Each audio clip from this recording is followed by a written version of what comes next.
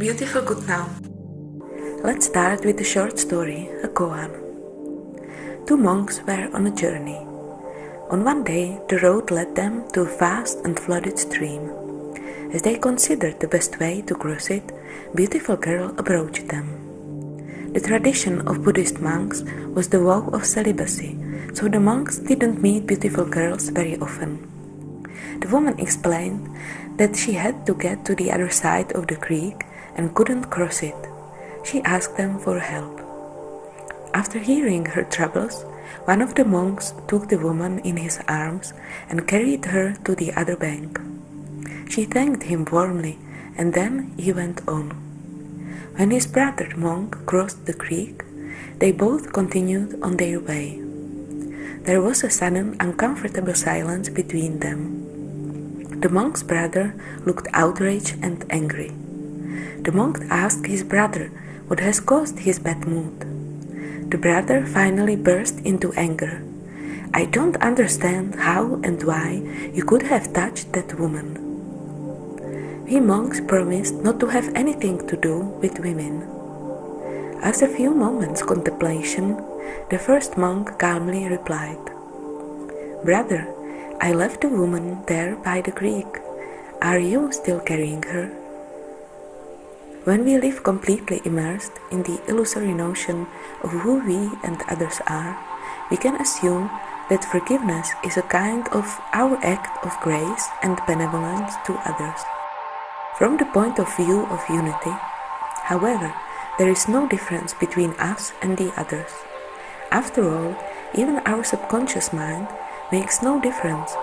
When I feel resentment towards another, it is still the feeling of resentment that I have within me, and it hurts myself above all. And, of course, if I blame myself for something, it is also reflected in my relationships with other people and the world. We are masters at projecting anything on the outside. There is always simple energy dynamic. When we forgive, we can be forgiven.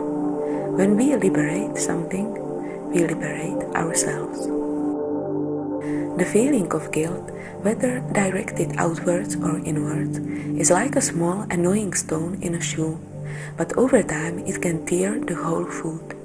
Or a rubber belt tied to a tree in a swamp, which may allow us to take a few steps, but then pulls us back into the wetlands. Forgiveness is a special medicine. When we give it to others, it heals the wounds in our hearts. By not forgiving, we still stick to the past. We store a certain blocked energy, which creates a certain tension and can eventually manifest in the physical body. In this way, we also preserve a certain energy or thought pattern, which is constantly reflected in relationships, environment, and events in the present. By forgiving, we will free ourselves from these patterns and make room for something new. If we feel any resistance, we can ask ourselves, would I rather be right or be happy? Forgiveness doesn't mean that I approve of what the other person or myself have done.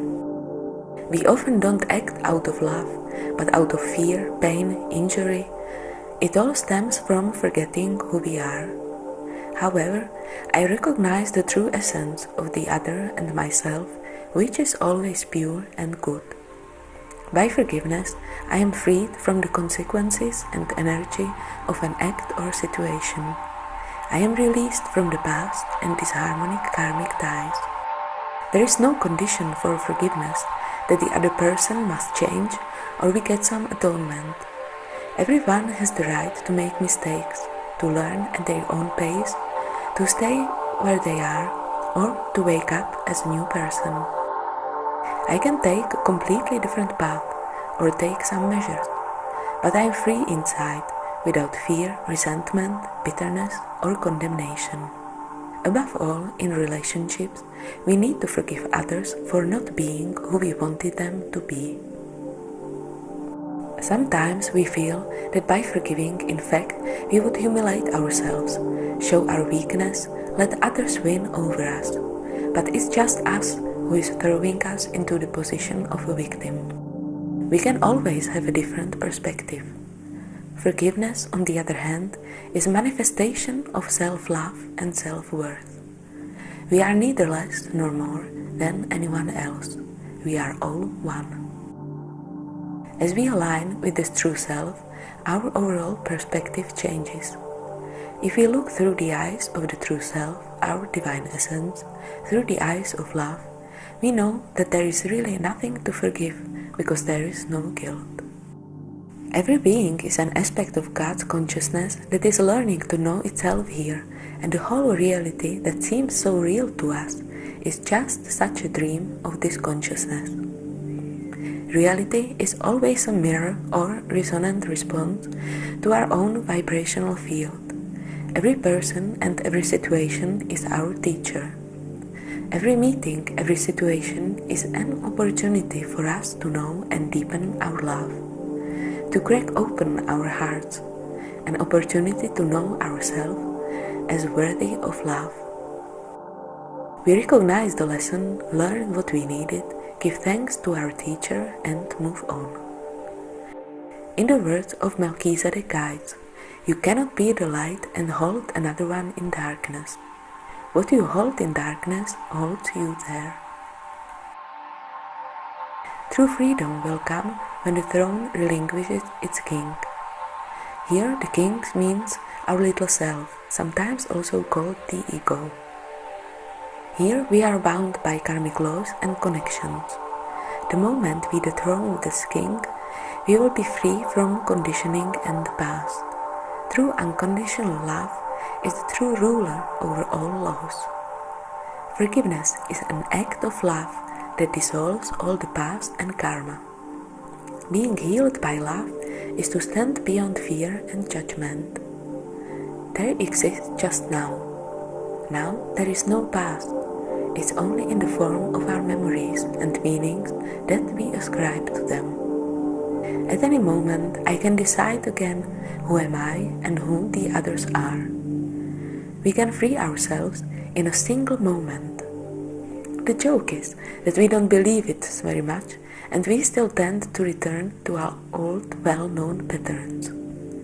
We need a gradual process and various methods to convince ourselves and believe that we no longer have to return to these patterns and past.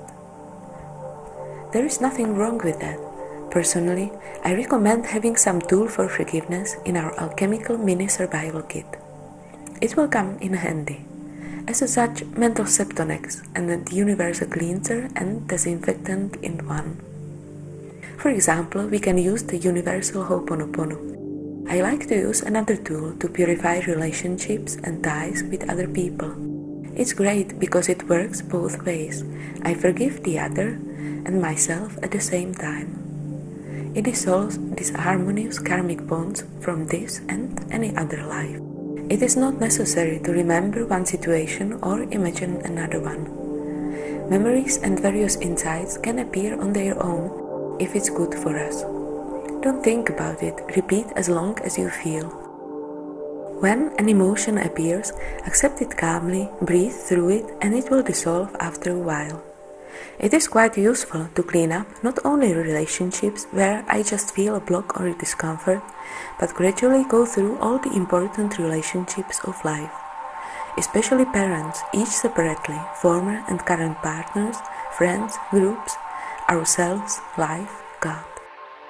Let's definitely not forget ourselves.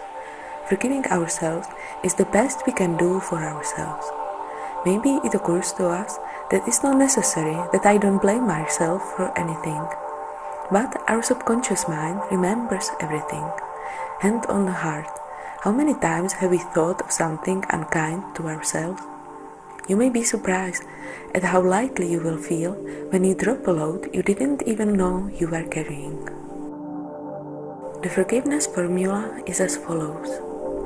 I forgive with love and gratitude. Now appoint a specific person, for example, Mom. With love and gratitude, I forgive my mother. And I accept her as God created her perfectly. With love and gratitude, I ask my mother for forgiveness for all my actions, thoughts, words and feelings directed against her or somehow connected with her. With love and gratitude, my mother forgives me. And we keep repeating it until we enjoy it. In another forgiving affirmation, we imagine another person again. It is good to imagine first any important woman in our lives and then an important man. Again, it can be a mother and father, but it can be anyone else. After all, when we purify patterns in one relationship, it will be reflected in all our other relationships. Finally, we can adjust the formula to forgive ourselves. So, let's imagine a given person and repeat in our minds. I love you. I love you just the way you are. I accept you just the way you are. You are free to be yourself in my presence. I accept who you are. I love you. I respect your uniqueness. I accept who you are in my life. I accept the lessons you taught me. I appreciate our differences, which helped me to know who I am. Thank you for being in my life. Thank you for being just who you are. I love you the way you are. I liberate you. I am free. You are free.